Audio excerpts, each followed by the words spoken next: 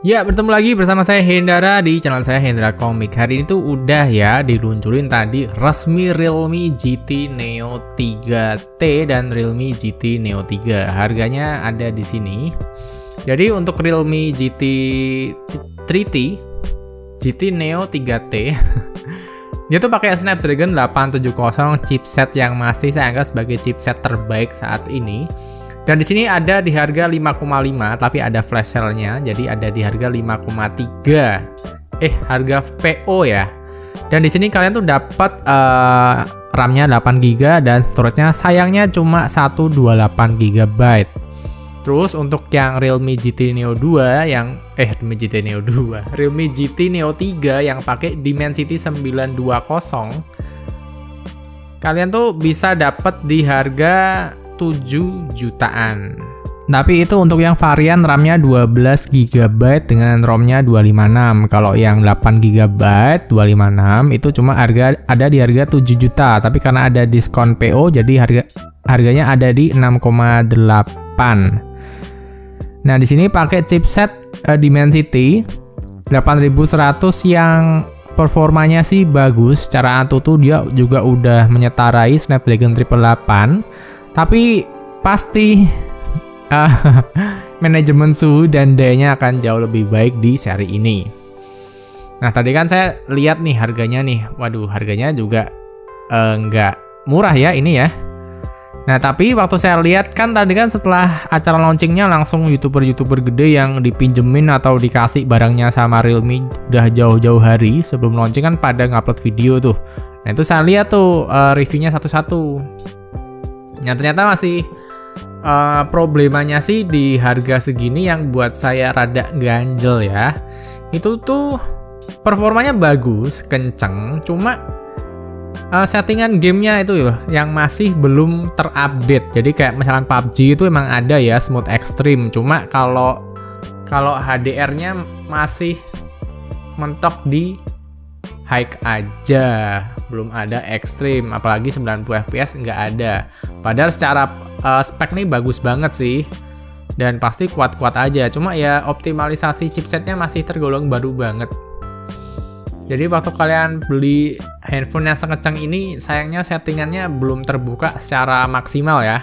Terus juga dari kamera, entah kenapa ya tadi lihat hasil kameranya kok kayaknya masih kurang deh. Masih bisa diperbaiki seharusnya. Terlalu terlalu saturated dan terlalu kontras. Tadi sih saya lihat di beberapa channel ya. Terus ada OIS-nya juga dengan IMX766 yang persis di Realme 9 Pro Plus. Cuma ya masih aja di 4K nggak ada IIS-nya. Jadi cuma optik aja dan itu tuh nggak bisa ngasih kestabilan. Dan harganya sih segini rada nanggung ya. Selling point-nya sih kenceng gitu kan. Selling point-nya kenceng tapi bukan performa ya. Tapi settingan gamenya tuh banyak yang belum terbuka. Kayak MLBB juga belum 120 fps. Cuma mentok di 60 fps aja. Ini sayang banget sih. Ya walaupun nggak menutup kemungkinan di beberapa waktu ke depan bisa ada update. Tapi kan itu masih sekedar janji ya. Belum terbukti dan masih harus ditunggu juga. Nah, untuk speknya sih udah oke sih, tinggal optimalisasinya aja tuh yang kurang sih. Apalagi kameranya juga kerasa gimana ya? Kayak kurang srek gitu. Terus kalau yang Realme GT Neo 3T itu ya bagus sih, karena aku udah bilang ya Snapdragon 870 tuh sikat aja deh, nggak perlu banyak mikir. Cuma di sini harga segini dapatnya cuma 128 itu kurang banget dan nggak ada SD card slotnya. Walaupun secara ini kayak Realme GT Neo 2 tapi ada perbaikan di bagian kameranya sih kayaknya. Jadi untuk kamera sih lebih mending sih sebetulnya ini daripada yang Realme GT Neo 3 menurut saya. Tadi yang baru lihat review-review doang gitu ya. Nah, setelah tadi acara launchingnya gitu kan.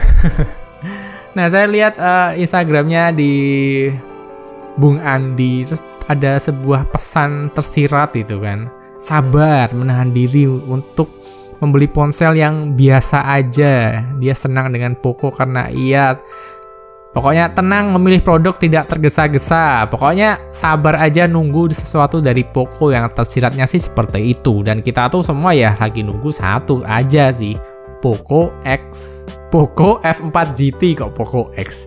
Ya, kita semua nunggu Poco F4 GT, tapi kok sampai sekarang kok ya belum ada tanda-tandanya. Cuma pesan-pesan tersirat gini aja. Ayo dong dikeluarin. Nah, lalu lihat di Poco ID juga postingannya yang terakhir seperti ini dengan tulisannya save the best for the last. Poconya beraksi. Di sini ada gambar shot on Poco dan ada ladingnya gitu. Seakan ini sedang OTW ya. OTW menunggu perilisan Poco seri F yang selanjutnya. Ya, ini mengarah ke Poco F4 GT sih. Cuma di sini postingannya tuh baru keluar setelah Realme ngeluncurin barangnya dan ngasih tahu harganya. Nah, kalau dulu tuh biasanya mepet banget. Realme launching hari ini, si Poco launching besoknya. Biasanya kayak gitu kalau tahun lalu. Sekarang enggak. Jadi di sini sih menyiratkan udah sebentar lagi Poco seri F. Semoga aja ya bakal keluar. Dan kalau dibandingkan ya, tadi kan saya cuma lihat sekedar review aja ya. Untuk dari Poco F sih, misalkan Poco F4 GT ini beneran nongol tahun ini, yang menurut saya lebih baik dari sisi Realme. Dia tuh pertama udah mateng dari settingan gamenya, itu udah kebuka semua. Settingan PUBG, settingan Mobile Legends, bahkan yang PUBG kalau saya di Xiaomi 12 Pro ini yang pakai Snapdragon 8 Gen 1 juga, ini bisa sampai PUBG-nya 90 fps di settingan smooth. Kalau sisanya ekstrim aja semuanya sih. Nah, jadi untuk Poco F4 GT ini aku lihat-lihat kok kayak lebih menarik ya. Terus juga kameranya ya, mungkin kameranya memang nggak se-superior si Xiaomi 12 Pro yang serba 50 megapiksel. Cuma tuh masih kecipratan lah aura-aura flagship dari ISP Snapdragon 8 Gen 1 yang buat saya pribadi itu kayaknya hasilnya akan lebih memuaskan saya sih. Jadi kalau saya ditanya, Bang, ambil Realme nggak nih? Waduh, gimana ya? Saya tuh bingung dan galau nih. Kalau saya mau ngambil sih sebetulnya lebih tertarik sama Realme GT Neo 3T ya. Cuma kok kepentok di 128-nya ini sayang banget. Tapi kalau mau ngambil Realme GT Neo 3, ya tadi ya dari sini bisa dilihat harganya tuh lumayan sih. Cuma kok masih belum sempurna gitu loh. Masih settingannya masih belum terbuka banyak gamenya gitu kan. Terus kalau dari kamera kok kenapa si Realme jadi kayak balik lagi yang dulu yang warnanya terlalu saturated gitu loh. Jadi bingung nih saya antara mengambil Realme GT Neo 3T, Realme GT Neo 3 atau nunggu Poco F4 GT aja. Saya bingung. Cuma jujur aja pribadi saya lebih ngarep Poco F4 GT karena setelah saya pakai ini Xiaomi 12 Pro ini ya. Dia tuh secara chipset emang anget sih, dan secara performanya juga bakal kepentok karena suhu ya, karena manajemen suhunya harus diademkan, ada throttling gitu kan.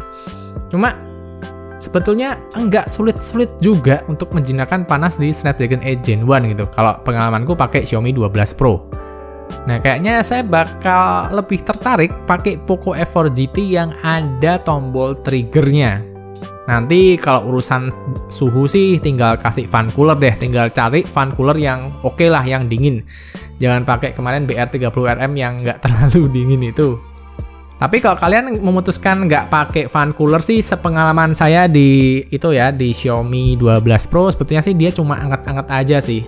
Kalau kalian mainnya di kamar ber-AC juga bakal lebih adem gitu sebetulnya. Mudah dijinakkan sih, nggak separah Snapdragon 888 sih. Nah, jadi kalau saya sih bingung ya mau ngambil yang mana ya. Tapi kok kayaknya hati bakal nungguin si Poco F4 GT aja. Nggak tahu nih harganya bakal 6 jutaan atau 7 jutaan. Ya, tinggal nunggu kejutan dari Poco ID Indonesia aja. Nah, buat kalian nih, enaknya nih ngambil yang mana nih? Komentar di bawah ya, nunggu Poco F4 GT atau ngambil Realme GT Neo 3 atau 3T. Komen aja di bawah ya. Jadi sekian aja video yang bisa saya bagikan. Dan terima kasih buat teman-teman yang udah ngikutin curhatan saya dari awal sampai akhir. Dan sampai bertemu di video berikutnya. Bye-bye. Menarik sih ini. Soalnya dia udah tadi beberapa review dia bisa main Genshin Impact di settingan medium 60 fps rata dengan waktu 30 menit ngegame. Keren ini. ini juga ada potensi chipset bagus sih kalau udah bisa dimaksimalkan semuanya. Dan kalau dikasih fan cooler, mungkin Dimensity 8100 ini bakal lebih tahan lama dibandingkan Snapdragon 8 Gen 1. Mungkin ya.